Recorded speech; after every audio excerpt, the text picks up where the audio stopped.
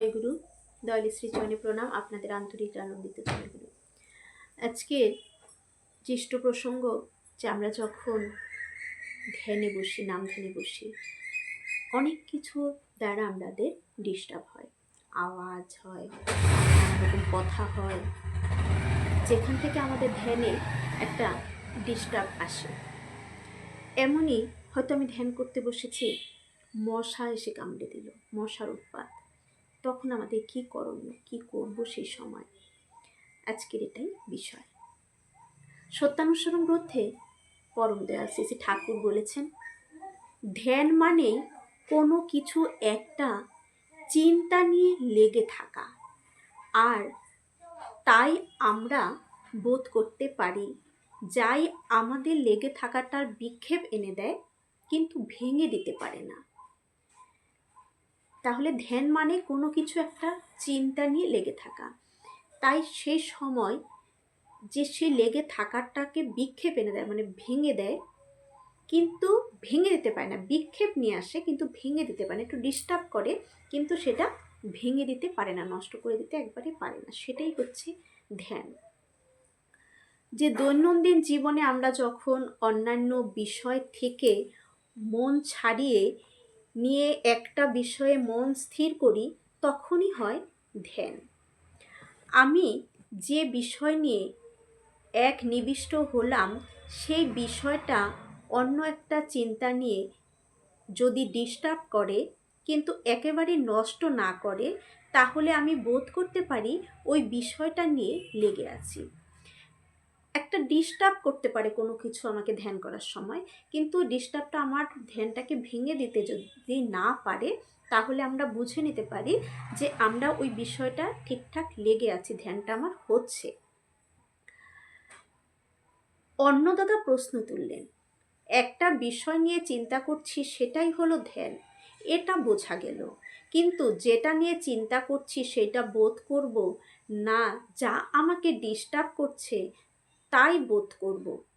যেমন আমি যদি একটা অঙ্ক কষতে বসেছি, আমাকে কেউ ডাক দিল এখানে। অন্নদার প্রশ্ন শুনে শ্রী শ্রী পিতৃদেব উত্তর দিলেন, দেখুন এই যে মশা কামড়, মাছি, নানান রকম ডিস্টার্ব যে হয় সময়গুলোতে আমাদের কীরকম ভাবনায় থাকতে হয়, কি করব সেই মুহূর্তগুলো। সবাই একটু মন দিয়ে শুনবেন। যদি টদি নিয়ে কথা কি, কোনো একটা বিষয় নিয়ে লেগে আছি, তো কোনো কিছু ওই থেকে আমাকে ডিস্টার্ব করলো, কোনো কিছু একটা বিষয় নিয়ে আমি লেগে আছি, সে সময় কিছু একটা জিনিস আমাকে ডিস্টার্ব করলো, কেউ ডাক দিল, মশায় উৎপাত করলো, মাছি উৎপাত করলো, ওই ডিস্টারবেন্সে আমার ধ্যান ভেঙে গেল, ওই ডিস্টার্বটার সাথে আমার ধ্যানটা ভেঙে গেল। এক্ষেত্রে আর ধ্যান হলো কই? ওই ডিস্টার্বেই আমার ধ্যান না ভাঙতে পারলে ঠিকমতো ধ্যান চলছে বুঝতে হবে। যদি যত কিছু একটা অঙ্ক নিয়ে আমরা বসেছি, সেই অঙ্কটা আমি করছি, সেই মুহূর্তে কোনো মাছি মশা যদি এসে আমার হাতে পায়ে যেখানেই বসুক না কেন, আমরা কি ওই অঙ্ক থেকে মনটাকে তুলে ফেলি? তখন সেই দিকেই আমাদের অঙ্কটাকে করতে হবে। পরীক্ষায় যখন আমরা বসি, যত কিছু ডিস্টার্ব হোক, আমাদের মনোযোগটা সেখানে স্থিরভাবে থাকে বলে কোনো কিছু আমাদের ডিস্টার্ব করতে পারে না। ঠিক ওই ধ্যানের ক্ষেত্রেও ঠিক তাই। গুরু কিংকর্তা বলেন আজ্ঞে, এরকম হয় না। তাই আমরা বোধ করতে পারি, যাই আমাদের লেগে থাকাটার বিক্ষেপ এনে দেয়, অর্থাৎ বিক্ষেপের বোধ আমরা করতে পারি, তখন আমরা ওই একাগ্র চিন্তা বা ধ্যান থেকে ডিস্টার্ব বা বিক্ষিপ্ত হয়ে পড়ি। ননীদা বললেন, ধ্যানের সময় ধ্যানের বিষয়ে আমার চেতনার মধ্যে থাকে। ধ্যানের সময় যে ধ্যানের বিষয় সেটা যেটাই হোক, যে আমরা ধ্যান করছি ঠাকুরের বিষয় নিয়ে আমাদের চেতনার মধ্যে তখন থাকা দরকার। আমি যদি কোনো আম গাছকে নিয়ে ধ্যান করি, তখন সেই আম গাছটি কেমন, আম গাছের পাতা কেমন, আম গাছের মুকুল কেমন, কেমন আমের কড়া, তখন শুধু এই আম গাছটাকে আমরা ভাবি। ঠিক এমনভাবেই যখন আমি ঠাকুরের চিন্তা ধ্যানে বসবো, তখন ঠাকুরকে নিয়েই শুধু ভাববো। বিক্ষেপ বা বিক্ষেপ বা বিক্ষেপের বিষয় সম্বন্ধে আমার কোনো ধারণা থাকে না, কিন্তু ধ্যান করতে করতে যখন বিক্ষেপ আসে তখন আমরা ওই ধ্যানের বিষয় থেকে বিক্ষিপ্ত হয়ে পড়ি, কিন্তু একেবারেই ওই বিষয় মানে ধ্যানের বিষয় থেকে সরে যায় না। যেমন একটা গাছকে যখন দেখি তখন তার ডালপালা, রূপ, রং এসব দেখি, অন্য কিছু দেখি না। এমনকি তখন এটা একটা আম গাছ, কাঁঠাল গাছ নয়, এ বোধও থাকে না। এই অবস্থাটাই হলো ধ্যান।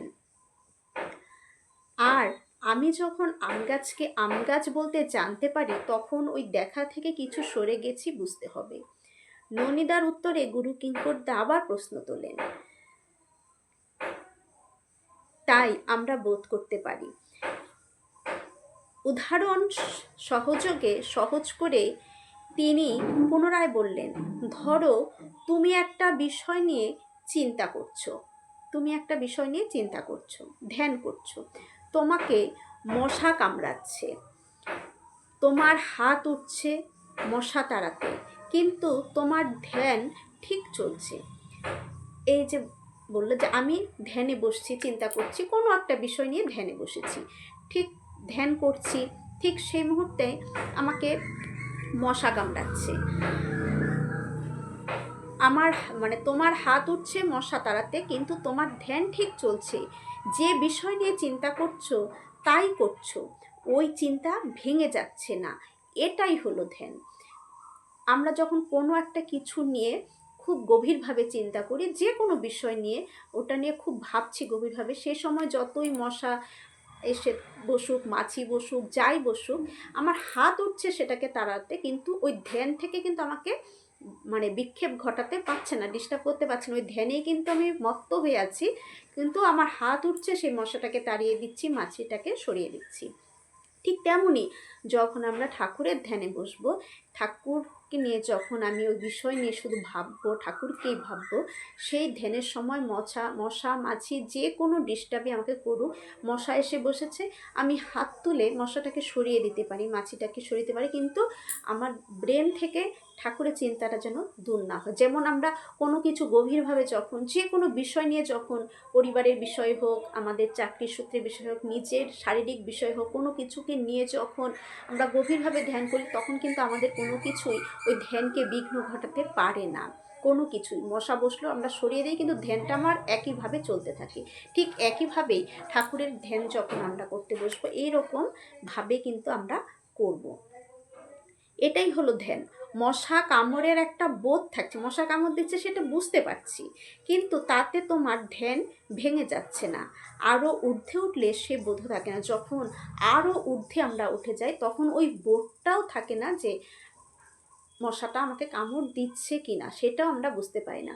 দেখবেন অনেকেই টিভি দেখছে, টিভির দিকে এতটাই মগ্ন হয়ে থাকে, এতটাই ধ্যান ওই একটা দিকে মানে মগ্ন হয়ে থাকে, হয়তো পাশে এসে কেউ দাঁড়ালো, কেউ ডাকছে, তার সেদিকে কোনো ধ্যানই নেই, সে একদিকেই ধ্যান। এটাই হচ্ছে যে একদম মন দিয়ে সে সেই জিনিসটা দেখছে। এই ভাবটা আমাদের ঠাকুরকে নিয়ে যখন বসা হয়, যখন যাদের ঊর্ধ্বে উঠে যায় ধ্যান করতে করতে, তাদের তখন এই বোধটাও থাকে না যে মশা কামড়াচ্ছে না, কোনো কিছু ডিস্টার্ব হচ্ছে। এই যেমন আমরা কথা বলছি, আমার গায়ে বাতাস লাগছে, কিন্তু ডিস্টার্ব বোধ করছি না, অনুভবও করছি না। বাতাস লাগছে ঠিকই, কিন্তু আমি যখন তোমার সাথে কথা বলছি তখন তা আমার অনুভূতির মধ্যে নেই।